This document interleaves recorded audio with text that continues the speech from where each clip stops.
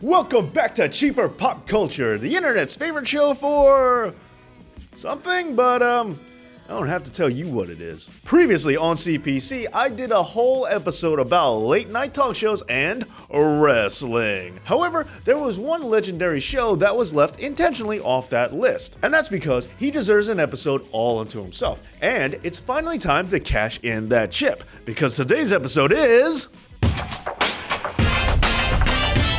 For those of you that don't remember, Arsenio Hall once had a late-night talk show that managed to thrive where all others have failed. His charm managed to carry him to success during a time when Johnny Carson reigned supreme. And while Johnny will always be king, Arsenio managed to carve out a little piece of late-night landscape by attracting a much younger audience as an alternative to The Tonight Show. Now, as covered last time, while Johnny did have Hulk Hogan on his show, Arsenio really managed to drive things home with the wrestling community by having many WWF wrestlers appearing on his program. And with so many wrestlers, we might as well just get started.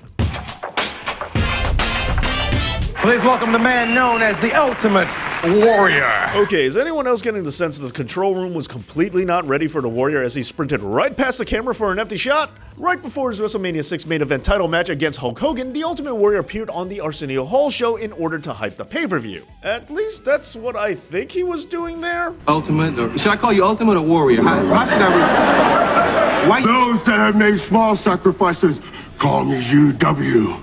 But those that have made no sacrifices must call me the Ultimate Warrior. Because true to form, the Ultimate Warrior just spoke a whole bunch of nonsense, moved around a lot while still managing to be completely out of position half the time, although he did surprisingly do a lot to put over Hulk Hogan a whole bunch, so there's that. Hulk Hogan has been the greatest WWF champion there has ever been.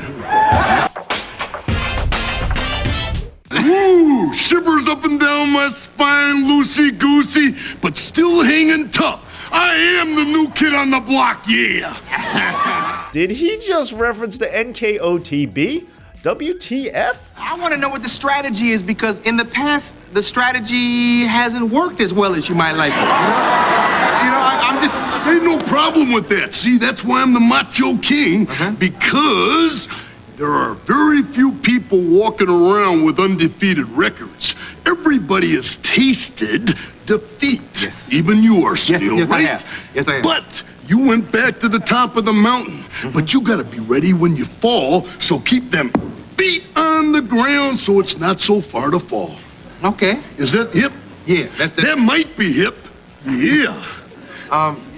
Okay, that's it. So is this how wrestlers have to conduct themselves on the show? Is there some sort of law that they never have to answer any questions directly? I mean, I expect this from the Ultimate Warrior, but Macho, I could have sworn that I knew what you were talking about once upon a time. Oh, somebody thinks it's a figment of my imagination. Oh, and Arsenio also asked the hard-hitting questions about Macho's love life. You trying to say you and Macho Man never did the wild thing?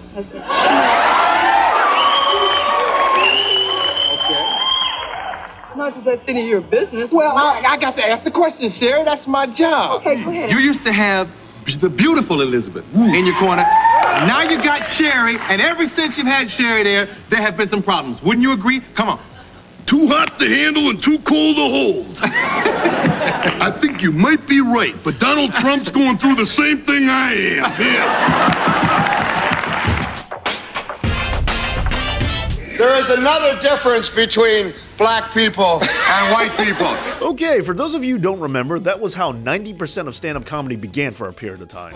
You never see a black man dressed like this, do you?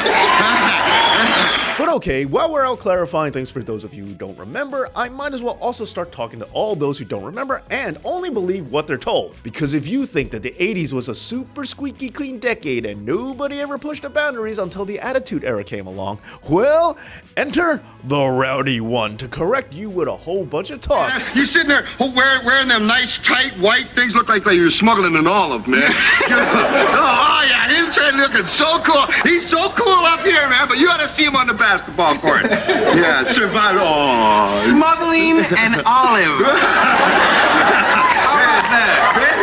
You see, if you're me, you gotta wear one of these, honey.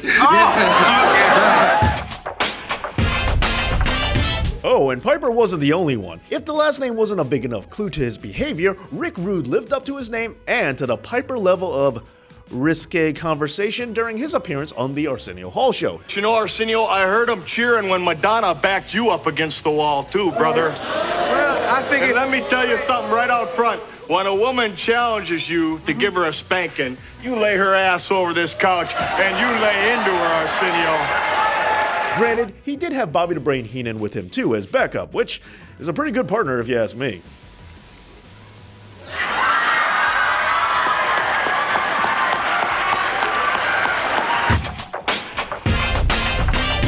But my favorite of these interviews might have just come from Bad News Brown, who came right out the gate yelling and screaming about the food they were serving him backstage. You come out here starting stuff already. Hey, look, man, let me tell you something. Why don't you have a You seat know, first, I man? drove down here from Harlem to this cesspool you call L.A., and then what I go back there, and what happened? What is this? You call this food? What? You call... Man, that ain't food. That's vegetables, man. Man, that ain't food. That's Vegetables are rabbit good stuff. for you, man. I don't want to hear nothing. Well, to be fair, this was after Arsenio Hall laughed at him for being afraid of a snake, which is a totally legitimate fear. Indiana Jones was afraid of snakes. Just pointing that out. What? Tell me whether you're afraid of snakes or not. Hey, I'm not afraid of nothing, all right? Now, don't start on me. Wait, but if it Don't was start on me. Let me tell you about Jake, right? if there was a snake in there, it would probably be a problem, huh? It wouldn't be no problem. It'll be your problem. Because I'd get up, and what I would do to you, your mother would be very unhappy. What you doing? Let's just see what's in here. You ain't afraid of nothing. Let's That's see what's right, in I ain't here. afraid of nothing. You ain't got nothing in there. Let's just see what's in there. You ain't got nothing in there. Now, the interview quickly became a very entertaining insult exchange and really backed up the whole kayfabe thing by reinforcing Brown's then feud with Jake the Snake Roberts. You know, Arsenio, you know that I'm a man accustomed to getting what I want, especially when I've already paid for it. And it seems to me that I should have been out here about 30 minutes ago. And since I wasn't, I think you owe me a little money. Virgil? Wait, hey, chill. Wait. I got the money. Wait, okay. It was a joke. Here, take your money, man. I told you I couldn't be bought. Sit, my man. The $1 Million Man and Virgil appeared on Arsenio Hall too. Now, this was a very in-character interview. So in-character that we almost got an origin story. Where did you get all your money from? That's for me to know and everybody else to wonder about. The fact is that I have it. Okay, well, not so much. But almost. Virgil, you sang with the Pips at one time, didn't you? I'm sorry. Okay, no. You just look like somebody I saw with Gladys Knight in Vegas. I'm sorry. Okay, no, it's a joke, man. It's a joke. I'm trying to make you smile, man. You don't look happy. Forget it. I snap my fingers. Virgil will be smiling, he'll be very happy, and you won't be very happy at all. Okay, well, let's not, don't play no music, don't snap no fingers. Perhaps one of the biggest dreams for any wrestling fan in broadcasting, Arsenio's crowning geek moment on the show might have come when he was given the honor of calling a WWF match. And he got to do exactly that when he sat ringside for the Legion of Doom taking on the Nasty Boys for the WWF Tag Team titles. And aside from a few outdated topical references, he did pretty well. Gene, you know, that's the move that they used on Rodney King, that move right there. Oh! Because I would definitely take Arsenio Hall over most of the WWE commentators today. And finally, Hulk Hogan. Now, like the Macho Man, Hogan appeared on the show more than once, but we have to talk about what is probably his most famous appearance on the show, when he outright denied taking steroids. Now, this was in the beginning of the whole McMahon steroid controversy thing, and Hogan said exactly what we all expected him to say, and he denied the whole thing. But I've trained 20 years, 2 hours a day to look like I do. But the things that I am not is I'm not a steroid abuser, and I do not use steroids. But this became something of a problem when Hogan openly admitted to taking steroids. But don't worry, Hulkster, because this won't be the last time that a recording of what you said comes back to haunt you. Well, there you go. Join me next time on Cheaper Pop Culture, where hopefully my foot won't be asleep.